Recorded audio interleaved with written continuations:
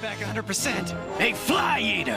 What happened to the kid? Did he go splat or what? I took care of that snitch, Parker. And now I'm gonna take care of you. Right. For starters, I might just drown you in nervous sweat.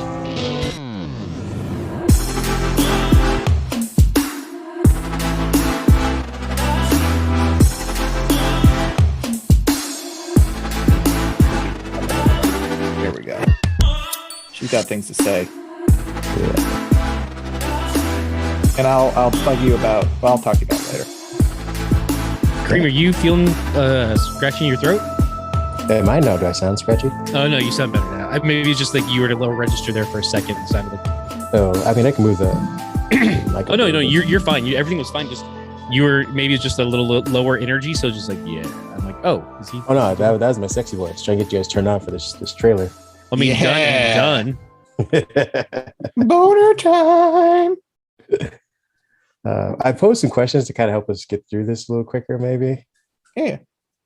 So I don't know. And I mean, Ken, Always I feel like is going to be our expert, so I'm going to defer to you on all my questions. I mean, Always the energy you want for a podcast film and get through this as quickly as humanly possible. Fuck it. Well, no, I just meant like I think last time we did a trailer review it was like an hour and a half or 2 minute and 15 seconds trailer. Hey, I mean, you're the one who has to edit it, so really it's a matter of like, hey, best of luck with this. Let's talk for 5 hours. Guess who's editing for the next day and a half? Pretty much. Well, I just figured like, because I mean, for our first one, we at least covered a lot of the reference material. I don't know if we. I mean, we can probably still do that, but I think based on what we see in this trailer. I mean, have you seen it yet, Pat? Yes, I did see the trailer.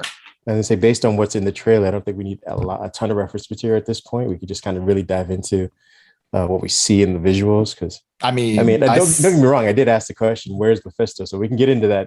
You know, thank you. Theologically and I saw Mephisto multiple times throughout the trailer. No, you didn't. I did. Mephisto's green, right? Yes, it is. That makes sense. And he often goes by Green Goblin. Yes. Mephisto. I mean, Red Goblin. Almost exclusively. Red Goblin. Almost exclusively Green Goblin. Yeah. New Mephisto. That mask, a little Mephisto-y. Come on. Yeah, no, I see it. I see it.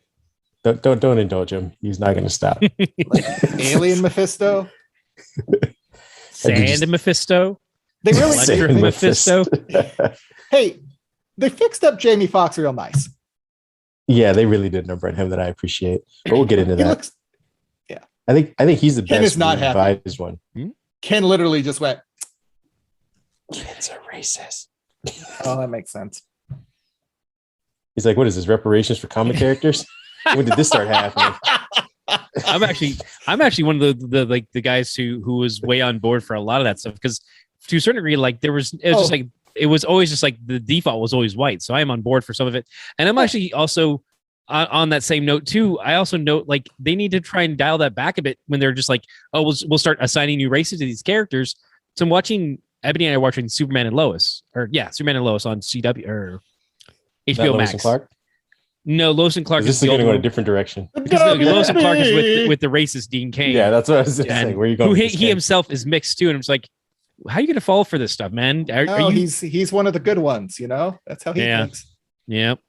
And so like they I mean, semi spoilers for some stuff there. Like you have maybe not like the straightforward villains, but like there's a character in the show. I'm going to give spoilers for Lois and Superman and Lois, the first episode.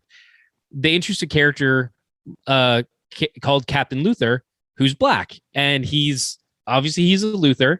And I'm like, okay, so it's a pretty white show though, because you have Lois and Clark, and then two white sons, and then there's also the white stepdad of Lois's dad.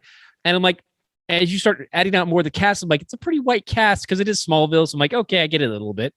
But then I'm like, wait, so the main foil for Superman is a black person, and then one of the bullies in the school is black too. And I'm like, you're kind of I mean, I get this, like where I don't see the problem. This is literally life or art imitating life. Yeah. And it's like one of those things where I'm just like, I understand you want to like, let's fill out the world. It's like, yes, but you have to also keep in mind that like, oh, well, we made all these characters black. It's like, those are all the villains. Like we did it. I don't see villains, Ken. I just see color. Yeah, exactly. So just like, I'm just like, you didn't want to pause and think about that one for a minute? No, I'm just gonna. No, they thought about it. They 100% thought about it. They considered it and they went, "This is a great idea. Let's proceed." Wait till they start adding the sexy damsel that's going to break up Lois and Clark from the far Orient. Don't worry, that's coming. they're gonna do it. Go all in. All right. Yeah. Exactly. But yeah, there's as we're getting deeper, there are some better episodes, some better dialogue and scripting. So we're enjoying more and more. What's up? I feel like it's going to be your very Supergirl-esque. Like season 1 was pretty bumpy on that for like a solid like 10 episodes or so, and they started to kind of figure out where they wanted, how they wanted to present her. They were kind of like doing this Devil Wears Prada kind of thing off the bat. Yeah. And she was overplaying that hand very like, oh, I'm kind of dumb and ditzy. And people are like, maybe you don't want her like that. So season 2, I thought was really good from that point on. And they created a pretty good universe over there. Does that tie kind of into the move from CBS to the CW in some ways? Because it very much felt like a CBS show when it first debuted and that just happened to have Supergirl in it. Just like, yeah. I mean, go ahead, Ken. I was say I think that could be the case, but also I think it is a matter of finding their legs and seeing what works for them. Like I think that Superman and Lois hit their stride a little bit faster, but it's also because this is the 6th CW Berlantiverse show. Mm-hmm. So they have those they already have a certain amount of like, okay, we know how to hit the ground a little bit, running a little bit better. And so I do think that they find their legs a little bit faster, but I do agree with Kareem. Like there's still good parts in the first season of Supergirl, but they definitely kind of found their stride down the road. Yeah. I think they were also given a little leeway because they were able to develop Superman via Supergirl, like his character. Mm-hmm. Like the other people, they kind of had to like figure out how we're going to place them, how they interact with the Superman. But Superman himself was like in the Lois show a few times. So they were kind of like, okay, this is how he is presented. This is his nature. Like you don't have to kind of figure out like, oh, do we make him dark and brooding, or do we make him, I think more of a model citizen. Like he shows up in the show as your like, a poster boy basically, mm-hmm. and they can go from there. Yeah. And they do a really good job. One thing I will say though is that I'm guessing maybe because it's on different networks, because I'm not sure 100% why, but essentially, especially because at the end of one of the more recent events across all their different shows, they consolidated a lot of the worlds together. From what I'm hearing, there's no Supergirl in the first season. I'm kind of like, didn't we just cover that? Why are we? I mean, like, oh, we're standing on our own feet. Like, no, like you should always cross over when you can because people enjoy that. Like people show up for those events. So have Supergirl show up to say hi, cousin. And now you've literally just hit the nail on the head of the problem in the comics industry, and you're just porting that over to television at that point. Everything must be a crossover. Everything's a new number one right now. Go. No, because I'm also pulling from the older eras where it's like you can have a single episode show up and it's a standalone in each side. So you don't have to, I'm not saying like the big event thing. I'm saying just like at times acknowledge that you're in a larger world so that you can have them show up for a single episode.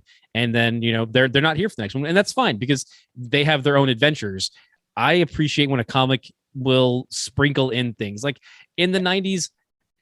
We had the round robin saga for Spider-Man where it's like, oh, this episode this issue, he's got Punisher in it. Next issue, he's got another character. It's like, you can just kind of sprinkle in things just to make the world bigger, but you don't necessarily have to be like, oh no, you've got to be reading all of Punisher, all of New Warriors, all of Ghost Rider and the Spider-Man series to understand what's going on. That's more of a late 90s, 2000 stuff where they're just like, you're buying stacks of books. You can't and you can't keep up with it. That's a problem I have with the comics disposable income. Everyone's got it. Yeah. It's not even, I mean, it is obviously that. Sorry to jump in, but I think, Ken, you hit the nail on the head. It's the time. Like even if you have the disposable income, you're trying to keep up on 8 to 10 books month over month. That's a lot of time you're investing. And who has it? Here's a stack of books that I'm currently, but this is just ASM. This is just Amazing Spider-Man. Jesus Christ. This is for this is a fair amount of run, but there's also when you have Spider-Man, and then there's also the Last Rights tie-in. There's essentially four issues that are part of a subset series that are like, oh, you got to read those two to get the full story. It's like they're just greedy. I'm sorry, but Marvel at times is just greedy about it, and I mean DC is just as bad, or can be just as bad. But they try to be. I'd say Marvel is worse on that, and especially with their because they can execute. There's a whole another discussion here for another time. We don't need a Space Jam scenario, but I feel like we already did that. But we'll rein it back in and get back on this. I was going to say, if you guys want to pull the trailer, because they really give you a lot at the beginning of this. I every time I hate new trailers that have a teaser before the damn trailer. Yeah, it's like I'm already committed to 3 minutes. Just give me that. Yeah, you got me. It's fine. Who are the people that are dropping out after like 3 seconds? Like, oh, I saw what I needed. That was when you found out.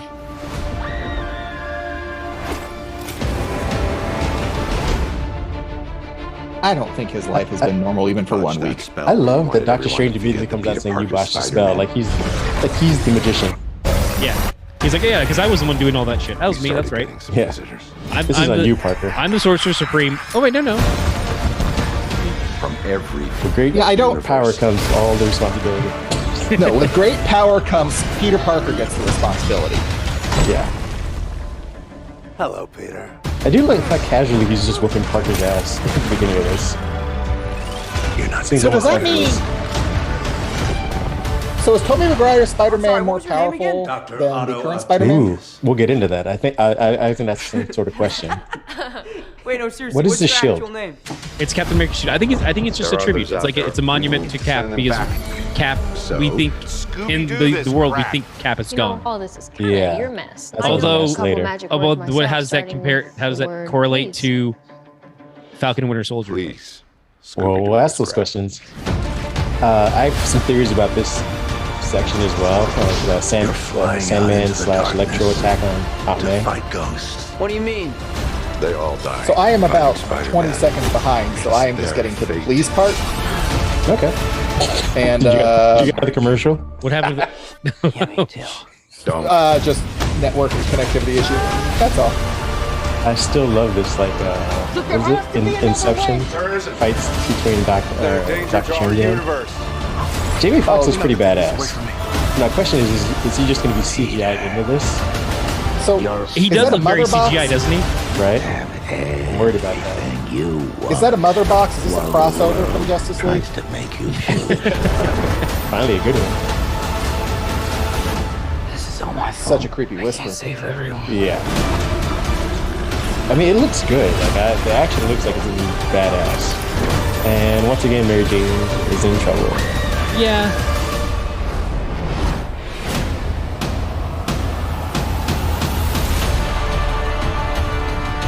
That looks cool. What's happening? They're starting to come. And this is all your fault, Parker. I can't stop them. Exclusively. Not having any fun, Parker. Exclusively in movie Yeah, theaters. right? Tickets on sale November 20th. I mean, Then there's an ad for the 2 games, which are phenomenal, but yeah. not necessarily part of this discussion. Well, hey, it's like Pokemon. You got to play it and catch it and watch it all. Yeah. Yep. Okay. I'm just glad it's exclusively in theaters, you know. Yeah, because that's heaven forbid we make it available for anyone who's not able to go to the theaters yet or or who still kind of fears COVID. You know, whatever. Yeah. Yeah. Who cares? Risk Oh, it, you you mean cowards? All right. With that being said, let's get into talking about this, shall we? Yeah.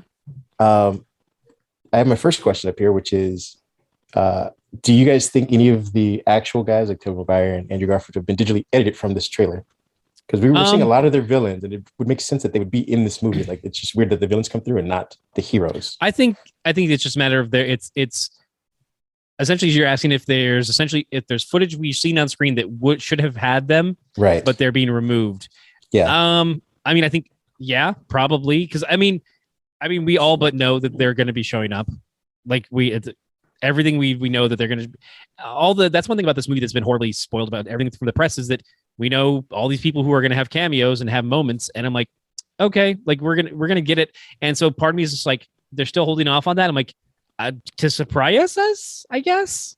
Well, I mean, again, we have a lot of quote unquote leaks, but we don't have any actual solid confirmation. We have photos from the set. Again, those are leaks. We don't know and what any of that stuff is, though. None of it's been confirmed either. It's okay. So I mean, yeah.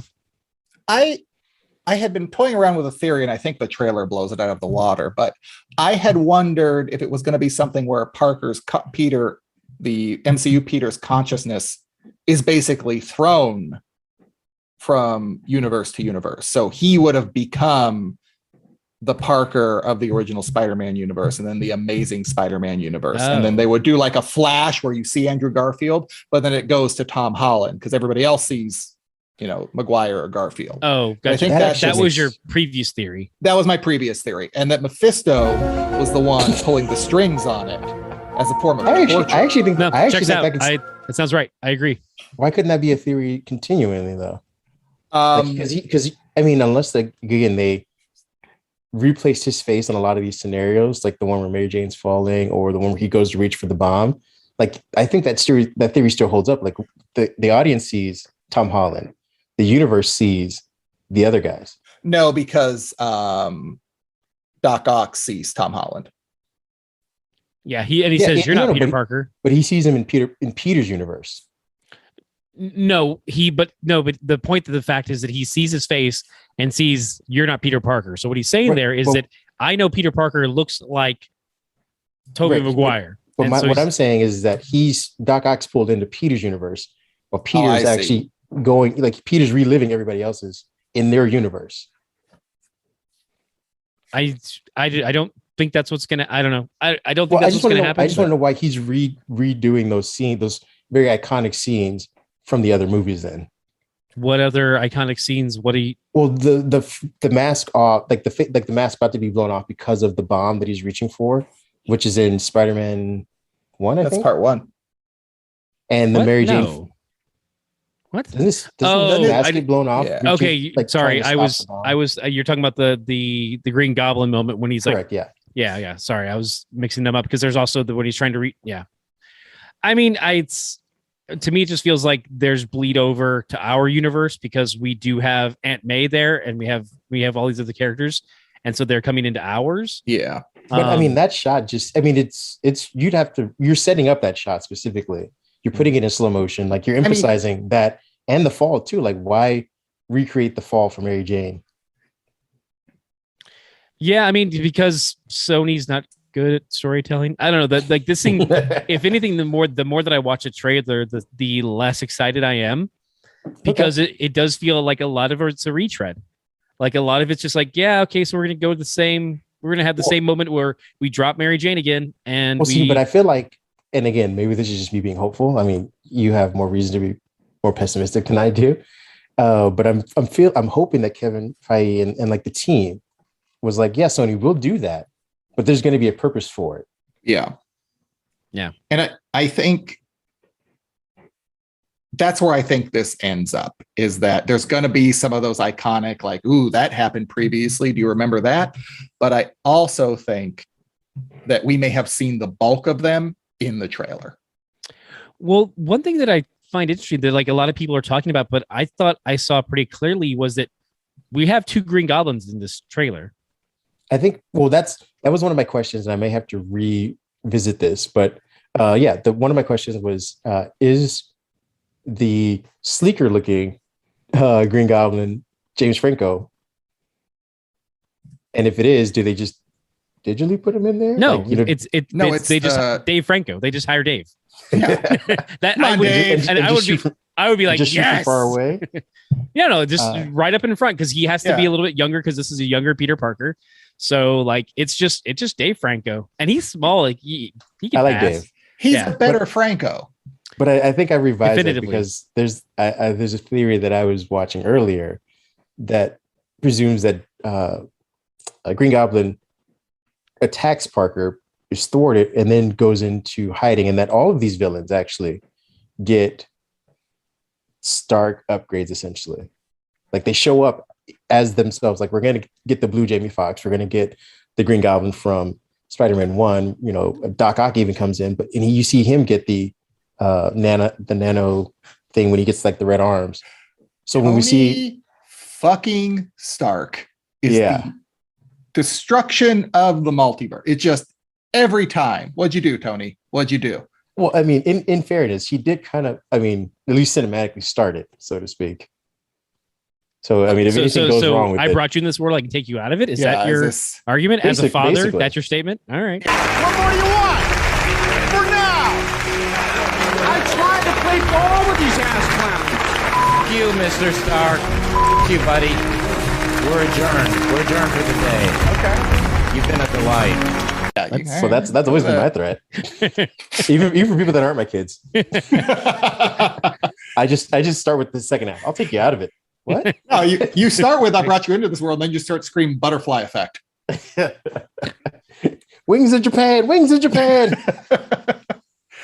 Because that's my question is, and one of my questions was, does Electro get the suit from Whiplash? Because and I'll put this on the screen. Oh, I can. Go ahead. The suit from Oh, yeah. Whiplash. From Iron Man 2. Oh, There's a little similarity there. gotcha. Yeah. Okay. I was thinking the movie because of Yeah. the The nice tight black polo or black. well, yeah. Well, t-shirt. that's the thing is because it also has J.K. Simmons. JK, yeah.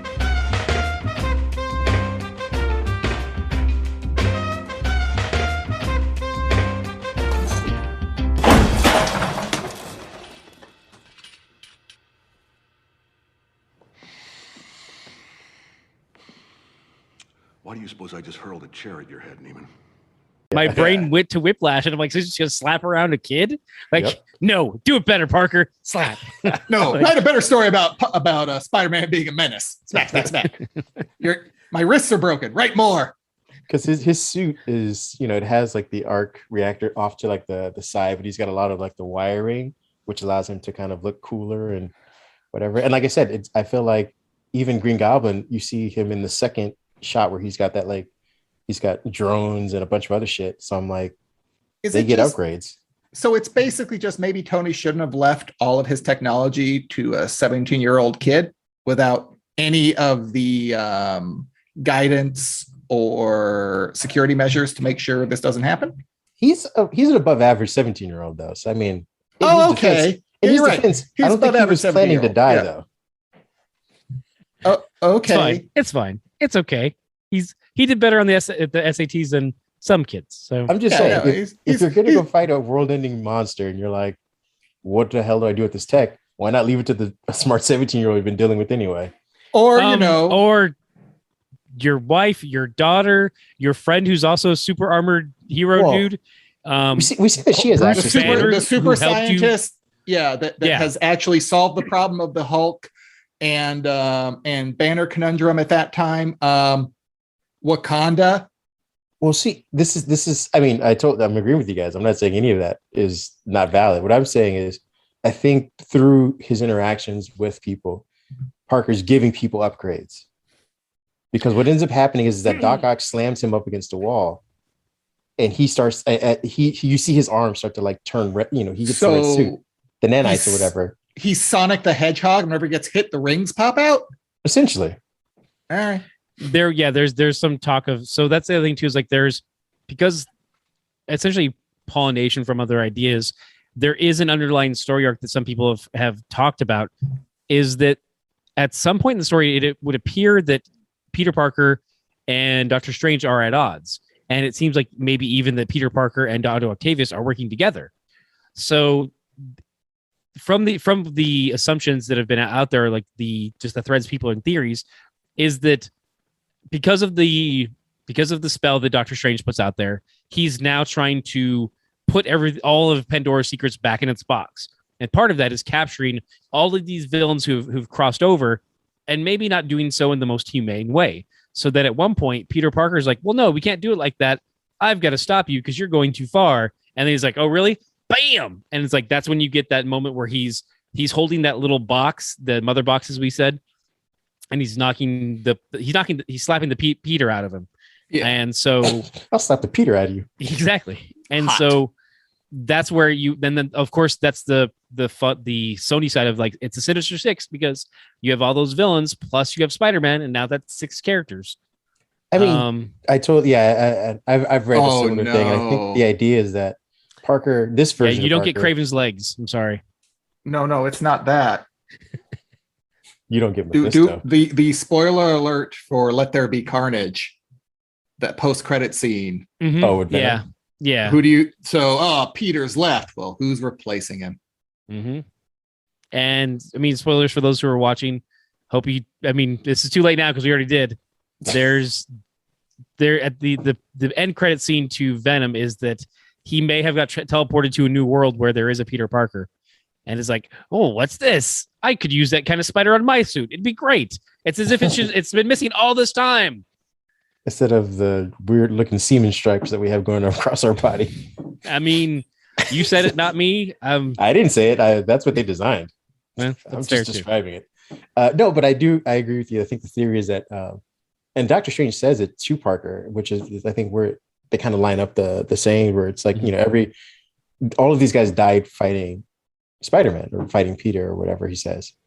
And at the very end, Peter's saying, I can't save them all, meaning I think he's trying to help, Doc Ock and help Sandman, help all of them not die, basically. Like Sandman didn't die though. Well, if I remember correctly, he just he dusted off into the wind, didn't he? He was like, I'll see you again, Peter.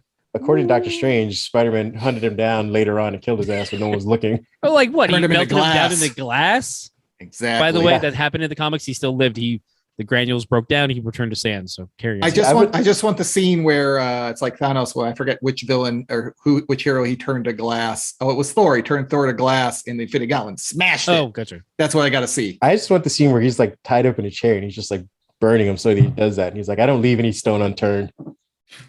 It's one of those stinger scenes at the very end of a movie.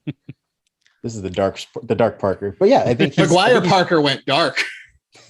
I think he's trying to like save them. He's trying to fight them without killing them. And Doctor Strange is like, they need to die. Like he's like, they died anyways. Like they died in their world. So they're not. Yeah. So I think he's trying to take the box to kind of do some kind of weird, like, I can send them back to their own time. And or use their life essence to power the fix of the thing. Yeah. You mean the Hell Dimension machine to let Mephisto through? Is he gonna come with like the pinhead? Oh, what am I doing here? We can only hope. That was the. I mean, I guess this leads to my questions of like the next one, which is, do you think any of these guys were brought back from the moment right before the death?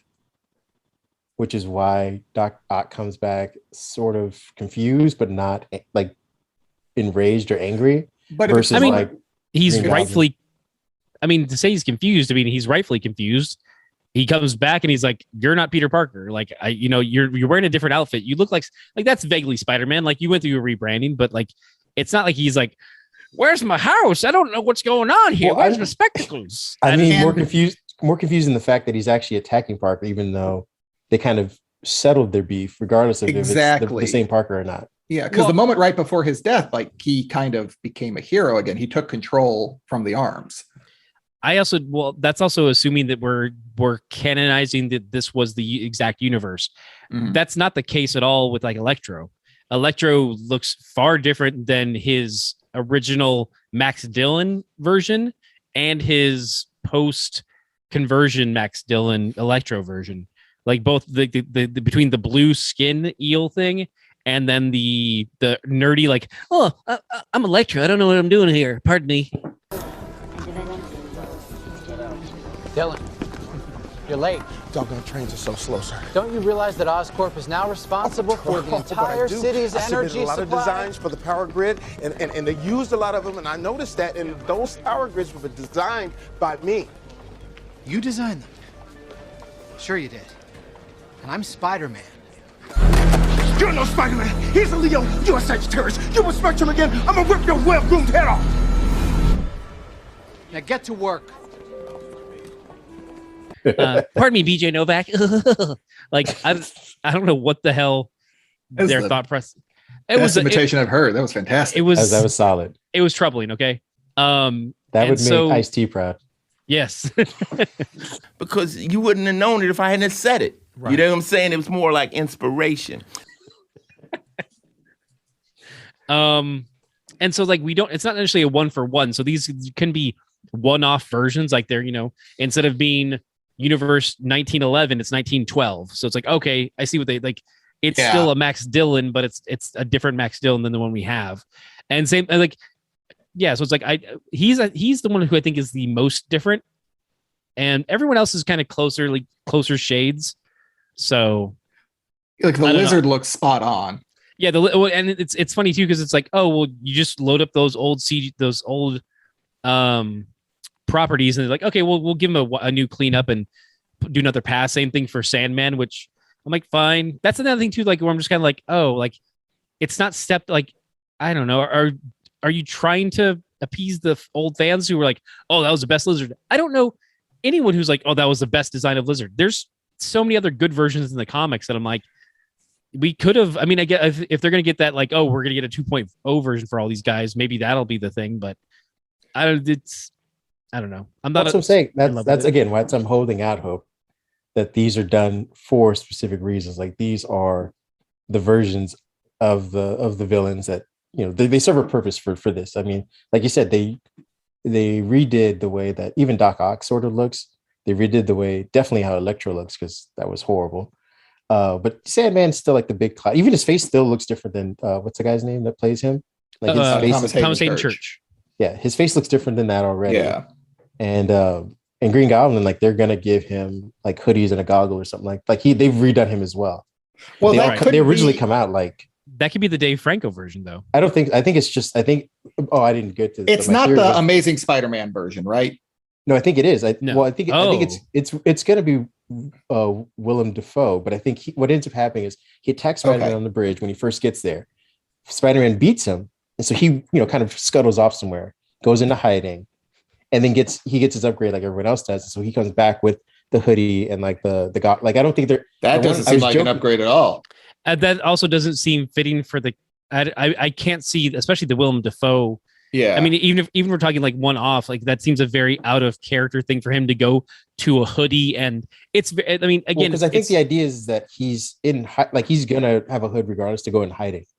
And I think what ends up happening is he gets the tech, like the drones and the upgraded hover thing that he has was most important to him than the like, oh, let me keep this iconic green suit that probably gets destroyed or messed up or whatever. It's that I don't think he cares necessarily about the helmet as much as he does killing Parker. So if someone's like, hey, keep your hood on and I'll give you an upgraded hoverboard and like better bombs and drones and things to attack, he's gonna be like, all right, whatever, I don't give a shit.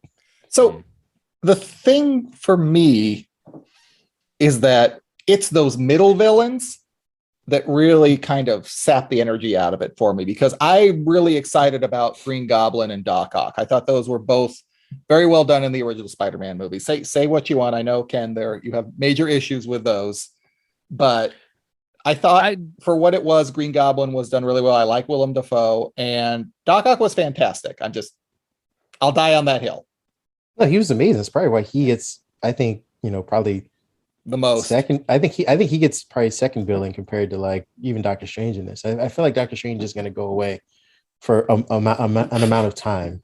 Yeah, in the movie, like you're not going to see him. Scarlet Witch is going to show up, say, "What the fuck you do?" Basically, this is bullshit.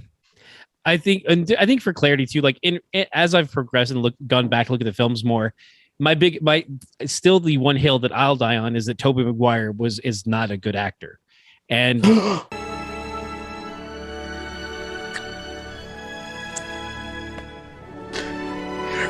whereas giving more time to see the Willem Dafoe performance, which was phenomenal for its time and still holds up. It's campy, but that's what I mean. You got Sam Raimi. What else are you gonna get? Like that's like you're saying like, oh, this dialogue's not the best from George Lucas. You're like, well, I mean, he hates sand, so whatever. Loves democracy.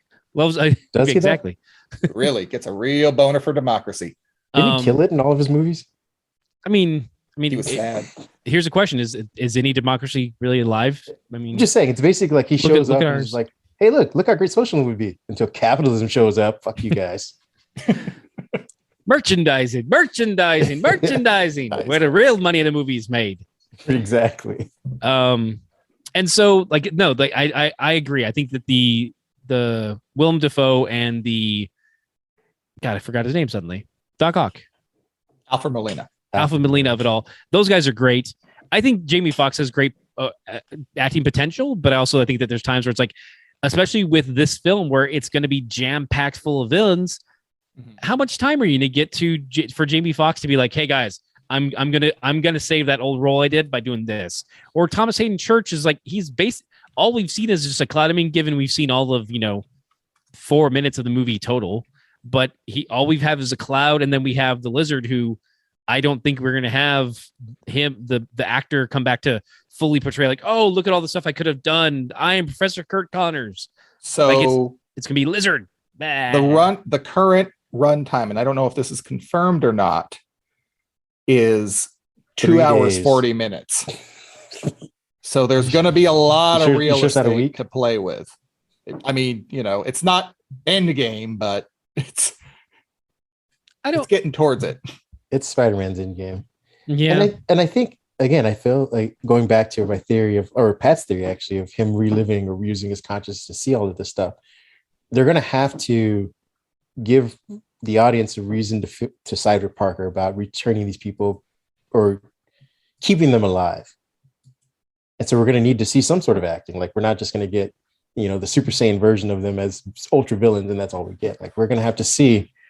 Would kind of be in on getting the Super Saiyan version. Well, I mean, like just landing.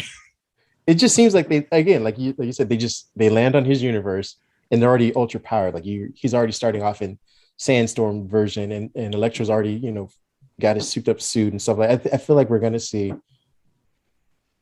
Parker understand like, okay, well, maybe his motivation is a little off, but I sympathize with him for whatever reason. And I don't know how long it's going to take, but like you said, Ken, we do have a lot of characters to kind of get through. So I feel like if he lives through each of those scenarios or whatever, it'll be a quicker way than just having him chase down these villains and having them explain through exposition while they fight. I guess. We haven't even seen the most powerful villain of Spider-Man's Mephisto cinematic villains is the Rhino by Paul Giamatti. That's true. Like we're just like, Jesus, fucking Spider-Man guy. God. This goddamn suit is broken again. I really need the sideways reunion of Paul Giamatti's Rhino and Thomas Hayden Church's Spider-Man. Sandman. Drink? Yeah. Just a nice Merlot or something. Just need to relax for a minute. Shit. Sandra Oh make an appearance too, just to round it out. There you go. And all she does is shields and flips off Ken. I got a fan base, bitch. Oh, Jesus Christ! No one ever said she didn't. Fantastic actress. You did. No, I didn't. You said nobody would know her. And so, like, weird you insulted her mother. Ken's very thorough. Well, I mean, I want to say that I trust the Marvel of it all, so I hope that they're able to weave the story together so that I do care about. And that's the thing too, is like I'm one of the parts that I love so much about the last two movies is I love the Genki's role in it. I'm sorry, not Genki, Ned. Yeah, Ned's role in it, because I'm sorry, Genki is the name of the character who's essentially kind of being in the comics, but that's a different story. But I like that character, and we had great moments from him in the last two films. Whereas this, I'm like, because we're gonna have to feed all these other mouths. I'm like, we're not gonna get that. Like there's at least one scene with. He shows up quite a bit in this trailer already. Like, yeah, I think he splits time with Mary Jane, so we're probably gonna get less married, and the three of them kind of being, like they said, I feel like they're gonna do the Scooby-Doo thing where the three of them are gonna go off into these different areas of New York or whatever, trying to catch these guys or whatever. So we're gonna get some fun from him, I think. Also, why is Doctor Strange outsourcing fixing this problem? That the like, could you go Scooby-Doo this? Like, you're the Sorcerer Supreme. You are equipped to handle this. No, I'm the substitute teacher. It's because as Mephisto, he is locked stationary to the Sanctum Sanctorum. There it is. The spells that bind that area together and keep him safely contained within, he can't escape. So he has to send them out to do his bidding. And then he's like, oh shit, you were Mephisto all along. But why does he want him to stop though? Isn't his idea to kill Spider-Man and create chaos? Well, it's to that he's using the life force essence from these powerful villains to power his spell to break the binding that is on the Sanctum Sanctorum. Doesn't he want them not captured and running around creating more chaos? But he's got to get the energy expended through the fight. Yeah. So, Ken, are you getting a credit on the screenplay with this? It's under a pen name, so that's why I had the pen name is Mephisto. Mephisto screenplay. David Goyer. Oh God. Fuck that guy. I guess my other question, because we covered a lot of this already, aside from the shield thing, because I think we're predicting that in whatever universe this is, or at least whatever one he visits, because again, he could visit too. He could probably jump at some point. Is Cap dead in one of these, which is why they're erecting the statue. Mm-hmm. I mean, Cap is dead. He's not dead now. Oh, he Well, is. to the public knowledge, he Yeah. is believed to be dead. Is he? Yeah, because they was like, oh, he's supposed to be on the moon or something, like, right? Like they don't. When did I'm trying to figure out, when did they think he died in the fight? In Endgame? Yeah. I would shortly thereafter, I guess. I guess we don't know, but we do know that the world knows that Steve Rogers is no longer around. Yeah. Otherwise, they wouldn't accept anyone else taking up the shield. So that, I mean, I guess it's worth to go back and watch Falcon and Winter Soldier to see, like, they do speak of him as if he's passed and that we need to fill this role again, and that's why we brought in Whitey McPoster Boy. They also kind of reference. They also talk as though he's around. They just don't want to bother him. Well, people say like he's on the moon, right? Like they make jokes about it, but there's no direct correlation that he's around. Like the people who know that he's no longer in the picture. Right, but I'm saying, don't Bucky and Falcon talk as though they don't want to bother him? But it isn't. They can't. He's no longer available. They can't. After that's. I mean, they never clarified like what once he's sitting on the bench, if he just turns to dust and if he's out, they never clarify anything. He seems pretty healthy on that bench. He does, but they don't say you're given no information. And for the most of the world, the way they operate is that there is no longer Steve Rogers. So we need to find Whitey McToast Boy.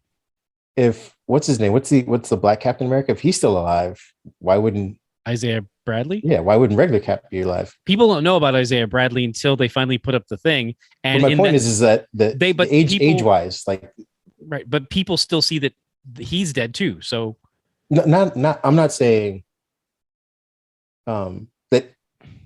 I'm saying that he's not actually dead. Like he's physically speaking, he's going to live beyond that sitting on the bench. He's not just going to turn to dust, because Isaiah Bradley is roughly the same age, took the serum, and he's very, very much alive. He didn't take the same serum, quite the same serum. Yeah, exactly. So Captain America would actually have, he got the full, like, he got the better one. He didn't get the like Hydrox version. Let's broach this. So he did get the Hydrox version because that was first. Sorry, Ken, please. Broach this from the point of view of like, what is the public conception? The public conception is that Steve Rogers is gone, regardless of anything else of what the serums are, and if he could still be alive, if he's out there, banging Peggy left and right, whatever.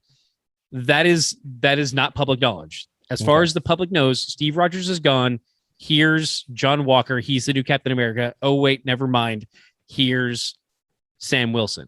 That's the public knowledge. Is it, for all intents and purposes, is that Steve Rogers is no longer with us. Some people joke around about him being on the moon, but as far as the public knowledge goes, that's what's that. As far as what people actually know, like Bucky and Sam know that Steve, the last time they saw him, hypothetically, to our knowledge, was on that bench. He maybe got up and walked away and then walked through a portal because he has that device and went to the TVA and they took him back to his timeline. We don't know. But as far as the public knowledge is that Steve's no longer with us. Okay, well then here's my question: is why is he getting a shield statue and Tony Stark not getting some kind of giant arc reactor island or something? Because the American government has a funnel to keeping their propaganda machine going. So Captain America, as a product of the U.S. military, they want to prop that up and make a statue out of it. And we all know that America's great about making statues to make white people feel better. And also, there you go. Also, Tony Stark is the world's greatest monster. Yeah. Well, I mean, but is it Homecoming? Not Home. Yeah, I guess Homecoming or Far From Home. Far From Home. He's heralded as like a hero throughout that entire movie. Right, but he's also a private entity. Like he's Tony Stark. He's Stark Industries.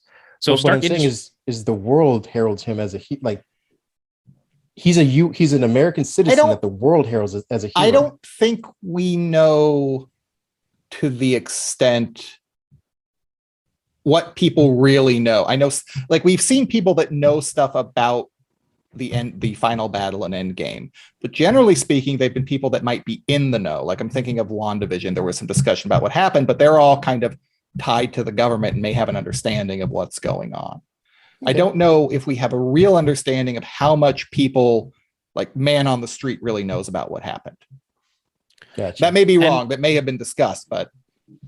And on that note too, I mean, I think it's also to lean back to the point of view that I was kind of like thinking is that you do have Captain America as he is an American propaganda machine, whereas Tony Stark is a private citizen. Yeah. And look at like, I'm trying to think of I'm trying to think of a comparable person. Like there's no Jeff Bezos statue anywhere, but we do have yet. I mean, trust me, he's made one for himself. It's in his office. But whereas people literally made a golden idol of it would be like former Mad King Trump. I guess if we had to kind of sort of do it, it'd be like Buzz Aldrin's an American name, but Elon Musk people know him across the world, like for better or for worse. Yeah. So I mean, but Buzz Aldrin's got schools named after him. Elon Musk doesn't in the U.S. Yeah, but I'm saying the world knows Elon Musk. The U.S. cherishes Buzz Aldrin, so he's localized. Yeah. Okay. And there's, I mean, I think with Buzz Aldrin too, there's a certain amount of even if NASA is necessarily not a direct military organization, it's still propped up by our government. It's like part of the U.S. government. Yeah. It's a government agency. Yeah. Gotcha. Well, I mean, regardless, it looks like fucking Parker destroys it anyway. So good on him. Yeah, stuff happens. I mean, it'd be kind of crazy if the idea was that was an alternate. If we are having him going into alternate worlds, then do we see what those alternate versions of Captain America looks like? What do we see from that timeline? Like we've seen all the memes of like, oh, hey, what if the Marvel universe happened in the 90s? So here's Brad Pitt as Captain America. Like, if you, but if you do that, then you have to have the John Krasinski Captain America, right? Like, if you're going to do that, you got to go all in on the alternate version. Yeah, the Matt Damon Loki. He was like the runner-up for the part. Sorry, who's the other one? Matt Damon Loki. Yeah. Yeah, and so, I mean, I think that's just me like making up a fun idea. I don't think that's what's going to happen. I think that statue or that monument is in our universe, just because it's like that'd be a lot to invest in a side parallel universe. I think the idea of him hopping to other realities is possible, especially because considering the name of the movie is No Way Home, so there is a point where he's no longer on our universe or on our Earth, and he has to come back here. So that's part of just because of the name. Like he's gonna quantum leap it. There you go. I was gonna say.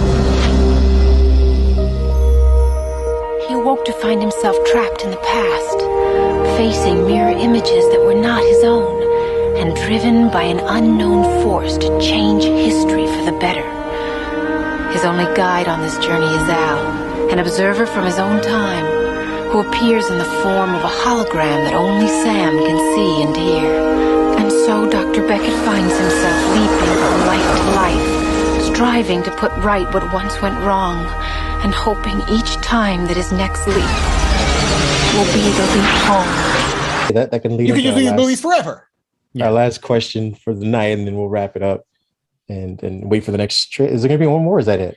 I mean, there's probably going to be some international trailers too that have slightly different cuts, things like that. Well, my last question is predictions, and we'll start with Pat. Based on what we've seen from the two trailers. Based on what we've seen so far, I do think the other Spider-Men show up. I liked my idea of basically putting it together, quantum leaping, where he's jumping from Spider-Man entity to Spider-Man entity. But I think we do get the shot of all three of them fighting the villains. I think they were taken out. I think by the end of the film, Doctor Strange is taken off the board, only to reappear in Multiverse of Madness. I think whatever happens, like Doctor Strange gets tossed aside somehow and has to deal with that. I he's not going to die, but I don't think he's there at the end of the film. Like that shot where he's on top of the, like, I can't control it. It's all breaking to pieces. Something happens there that flings him quite along. And I don't think they reference, even though with like the purple kind of looked like it, I don't think they reference the Loki TV series. Maybe in the post credits via Kang, but outside of that, I don't think they do. Maybe it's just Dormammu who showed up. Would you like to negotiate? Yeah. Ken? Interesting. A part of me is curious because it is still a Sony joint. So their connectivity, like to that point of like what's going to be connected to the other. I'm like, okay, so you can kind of lay seeds that are going to be planted for the next movie, but usually I'm trying to think back what the post-credit scenes were for the previous Spider-Man films, because those were those more contained to just Spider-Man-esque things. And in Far From Home, it was just the reveal of the Skrulls. Right? Yeah, Skrull reveal. So I guess that's actually more Marvel Universe centric. So didn't they have the Scorpion one too? Yeah, that was also the Scorpion one in Homecoming. Yeah, in Homecoming, the Scorpion one. So but that's more of a Sony one where it's like, oh, we can build out our Sony world because we already had Michael Keaton show up in the trailer for Morbius. Mm-hmm. So, and that's another thing too, is like we're talking about all this stuff. It's like, oh, Morbius comes out after this film, after Far From Home, I believe, but still before like some of other MCU stuff. So it's like, we don't know what's going to happen with Spider-Man moving forward. I think there's been some discussion that Tom Holland doesn't want to work on another Spider-Man film because I think the Marvel partnership is ending again, or at least it's. Well, aren't they rebooting him, so to speak, like starting him in like junior high or something like that? There's a cartoon that's going to be focused on Spider-Man. I believe it's like the early years, or I'd have to something like that. Yeah. Yeah, so there's going to be a cartoon, so that's more of that universe. And I'm curious, like I would love, I mean, it's not so much a prediction so much as like stuff I would love to see. Like I would love to see Spider-Gwen played by, oh my goodness, I can't remember her name suddenly. Emma Stone, thank you. Like we've had Into the Spider-Verse, so throw more Spider people at it. Like just throw them in, like, not just like, oh, this is the boys club, look at us, we're all Spider-Men. Like Gwen's there too. Like, what if in that world Gwen came around to her powers? Or sorry, go ahead. No, so you're good. I would love to see something like that. I'd love to see a larger Spider-Verse that could then also like somewhat tangentially touch into the Spider-Verse too, because that is such a great project that I really enjoyed, and the fact that we're still going to have, I believe, Lord Miller going back to that project, that still gives me hope for that. And of course, I mean, we should also get Miles if we're going to get Gwen. Like, why not? We've got seeds planted there, and it's just another good opportunity, even if it's just for like small little cameos and stuff like that, or just for the final battle, like some, the dam breaks and here's all these Spider-Men, and there you go. I'm with you. I'm hoping that they like sprinkle in like, oh, maybe they just show her walking from like a bodega somewhere else. You don't necessarily have to have her have lines, but you can at least say like that person's going to end up being, Spider-Gwen at some point. Like, yeah, it's tough too, because I know that like after this, Sony's just going to be like, well, we did it. Like, let's go ahead and we're ready for Silver and Black. Here's the Black Cat and Silver Sable movie. And I'm like, sit down, stop this. Just give them back your rights. You don't know what you're doing. Do you want that, or do you want us to reboot Spider-Man one more time and have Uncle Ben die again? Exactly, and that's another. Poison. Yeah, I guess do it. I can't choose between such great two options. You know what? Matter of fact, we're going to do both. Now you can just pick which one comes out first. Fair enough. All right, we've already made the choice for it. We're rebooting Spider-Man. Yeah. If a couple things, Ken, because I had a thought. If Tom Holland's truly out, like if he's literally given, I'm done. You give him like kind of the piss off. They're not ballsy enough to kill off that Spider-Man and introduce Miles Morales, right? Sony, yeah. Oh, so there's been some talk of people saying like, oh, what if this is Marvel killing off Peter Parker so that they can bring Miles into the MCU? It's like, technically speaking, because of the way the license is written, to my knowledge, as an outsider who's never worked on the movies except under my pen name, is that because if it's characters that are created within a Spider-Man universe, they have rights to them. Essentially, so Silver Sable, Black Cat, Morbius, things of that nature, they're all within that Spider-Man license, like Kraven. Whereas, so Miles, whose first appearance was in Ultimate Fallout #4, not a Spider-Man book, but he's called Spider-Man. His like they've already used him in the Into the Spider-Verse. So I'm like, there might be some kind of technical gray area where they're able to get away with it, but I don't think so. I think so. Yeah. Sony's deal, it seems like, was much better than the Fox deal in terms of what Sony gets out of it. Yeah. No, I'm sorry. No, it's the other way, right? Because Sony doesn't have Spider-Man licensing. They don't have the product licensing. They just have their flipped. My apologies. Yeah. Well, I mean, yeah, and well, to be honest, though, Sony's sort of racist as we find out. I think they're going to keep their version of Parker, and maybe they'll just charge Disney/Marvel an arm and a leg to use Miles, and then have certain stipulations where he has to tie back into their universe at certain points. It is a dangerous game for Sony to play because eventually Marvel just goes, "We're just gonna buy you." I mean, they can try. Well, I mean, I'm sure they've already tried that. They've thought about it before. I think that was part of the Sony leaks. The problem is that Sony's still a huge company that sells, like, makes megatons on they're not life insurance in Asian countries. Like, they're not. Yeah, but they're not gonna buy. They're not gonna buy that. They're gonna buy the movie division. That's just like, I don't think Sony, the same way Sony's not going to sell their PlayStation division, they're not going to sell these things because it makes a bigger whole. Right. But that's not what they're going to buy either. It's going to be like the Fox buyout where they bought the IPs and they bought certain things, but they didn't buy Fox News. Sony has to sell it. And if Sony's saying it's worth worth more to us to have these subdivisions than just to sell to you guys, why would they sell it to Marvel? Because there's times where they've been, when we saw the Sony leaks a while back, we saw that they aren't doing that well, that they aren't the best managed, that they have turmoil within the company. So they could very easily, if someone gets into a position where they have the power to do so, and they're like, I'd rather make a quick buck now than make a hypothetical money for the company down the line.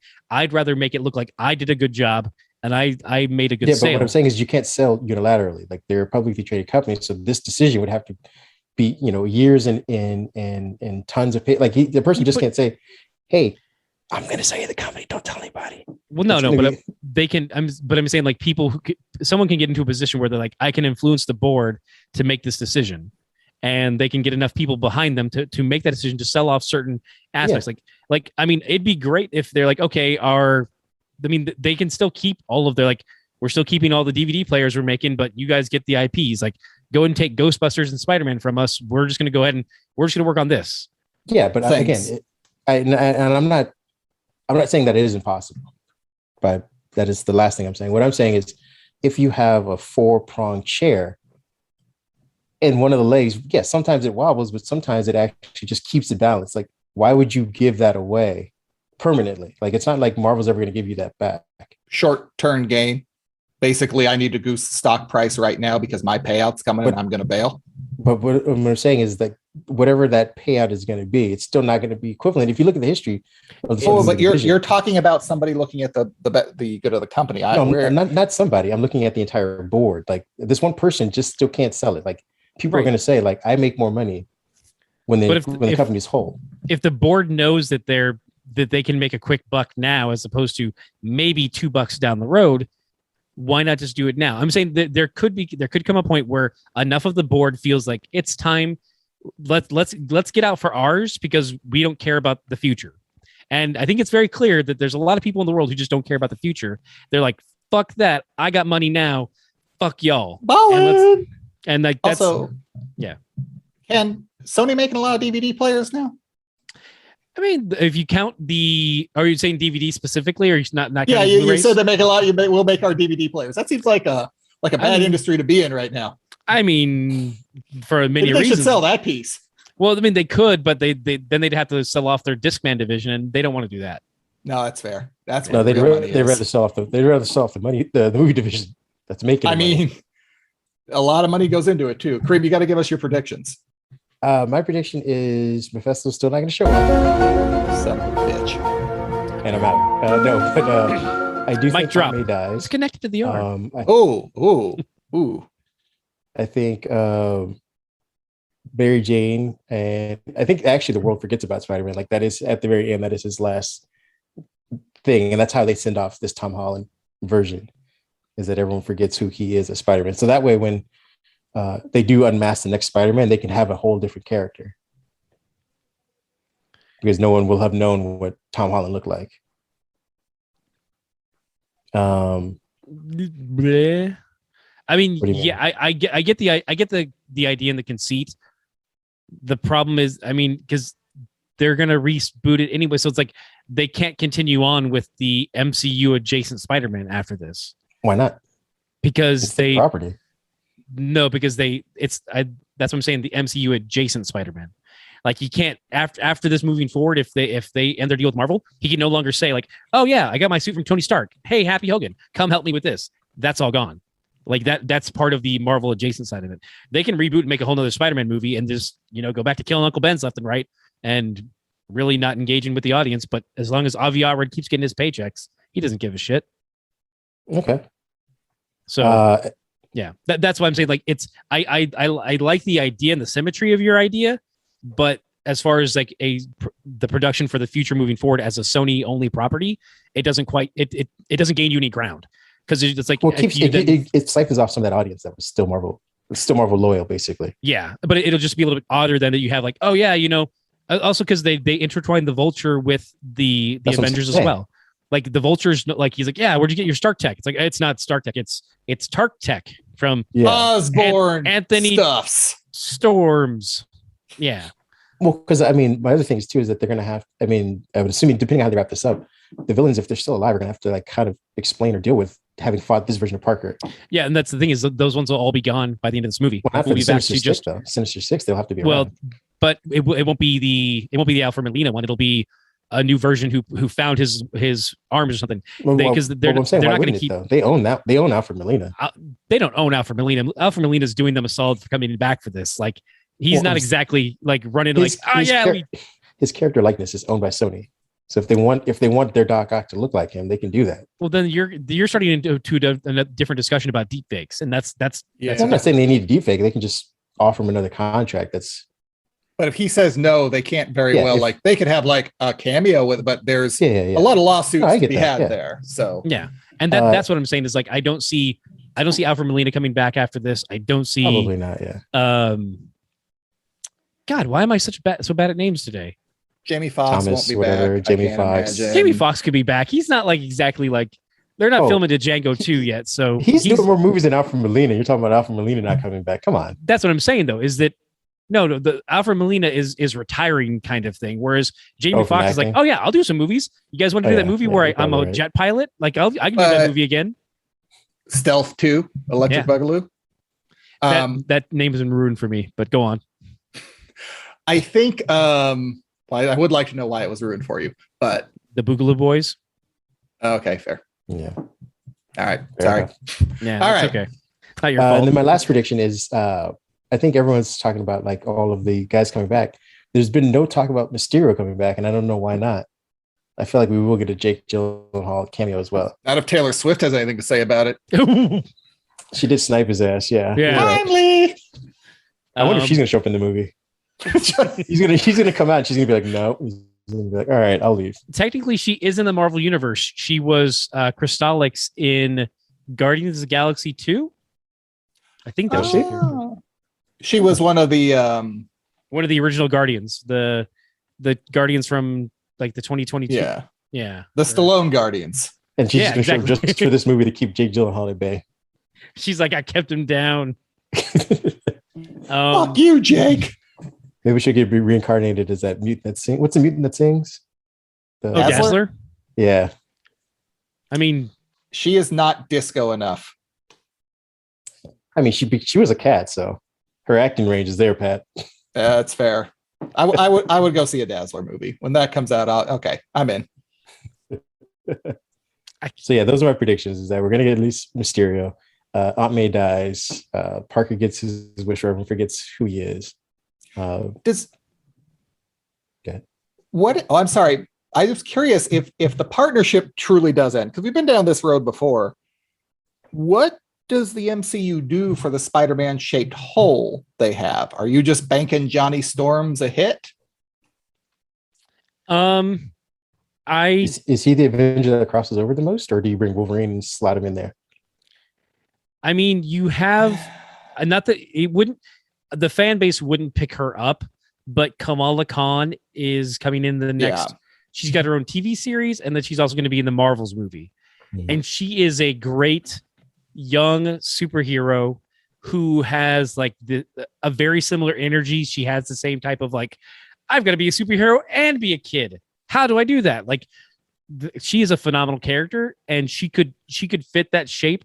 But I'll be honest, audiences won't accept her because general audiences are problematic. Let's just put it like that. Like, it's to replace Peter Parker with a Pakistani Muslim girl, the general audience is going to have a problem with that. I think she's phenomenal. I think that she's one of the few great parts about the Marvel's Avengers game from Square Enix. Like, she's very fun. Yeah, she's the best part of that game, actually. I mean, there's lots of different characters you can kind of slot in. There's Nova, the Sam. Oh yeah. I was gonna say Sam. God, I can't remember Sam Alexander. Yeah.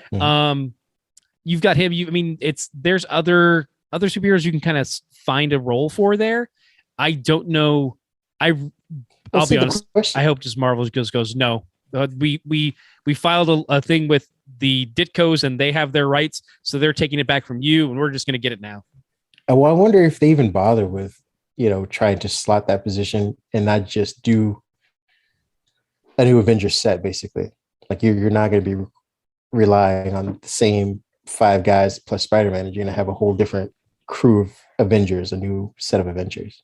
Yeah, I mean, we're definitely going to get that, but just so I'm saying, why even bother filling it with Spider-Man when you could just have an entirely different character take that spot? It's the role of the younger hero that's taken under someone's wing. The eager do you need that though? What if you have a young Avengers and like they're all just young? You don't need an even younger one. I mean, Young Avengers plays to me, the Young Avengers series plays well because there is that juxtaposition between them and their older counterparts. When you don't have them around, when you don't have the A-list to compare to the C-list kids, I'm not sure how well. Like, are you saying you just make the Young Avengers their new starting lineup? Because you still have the Guardians, and you still have like that. Yeah, but the Guardians are in space, right? But I'm saying you still have other higher tier characters that they can use and play with, and bring stuff in. Hence, Nova could be something you bring in like that. It's okay. I'm not saying you need to replace Spider-Man, because to the point you can have just a different character in there. I don't know what Marvel does, because he's too big of an icon. I mean, in the stuff that they're doing, let's say at the Disneyland parks, they have a whole Spider-Man stunt show. They spent millions upon possibly billions on making a Spider-Man that can leap through the sky and land. Like, and Sony's just going to come and say, "We're going to take this back." No, well, Sony can't take them out of the parks because they don't have those rights. Yeah, right. Put caution tape around it. Yeah. It's going to keep buying tickets and like trying to block it off. And just have people standing and going, mine. I am, if it is true, if this is truly going to end and Marvel and Sony aren't going to pull a rabbit out of their hat one more time, I think then Marvel is just literally banking on the fact that Sony is bad at this. They'll fall flat on their face, and eventually someone will want to sell the rights back to make a quick buck, because Marvel just goes, we're not going to partner with you. Good luck. If you can't do it, that's a you problem. You better get a movie out in the next 3 years or they revert back. I think they'll keep making it and they'll keep killing Uncle Ben. Say it again. So they'll keep making him. They'll keep killing Uncle Ben. That's what Sony does. Right. I mean, they can keep putting out an inferior product, and then they're because I mean, I remember discussing with you, even if it's not good, if it makes money, that's all they care about. Mm-hmm. So they don't care about a quality product, and they've made that very clear.